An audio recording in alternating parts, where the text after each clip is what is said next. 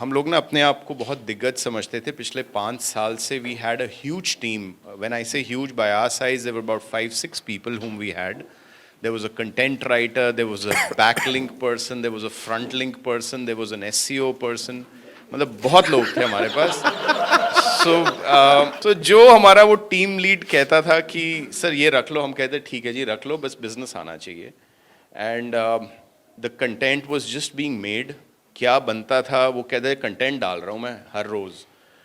Finally with your inputs we now have one person only.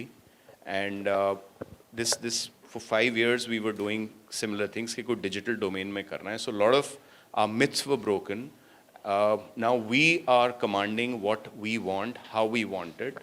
So that shift has really happened. We are not taking part in any exhibition now. We used to take part in one exhibition every 2 months.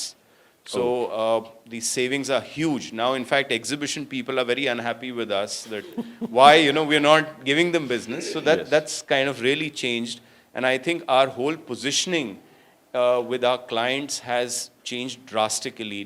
The kind of terms now we put in with companies like Marico or anyone is only we know, our sales team feels कि आप sir ऐसा कैसे कह सकते हो इनको?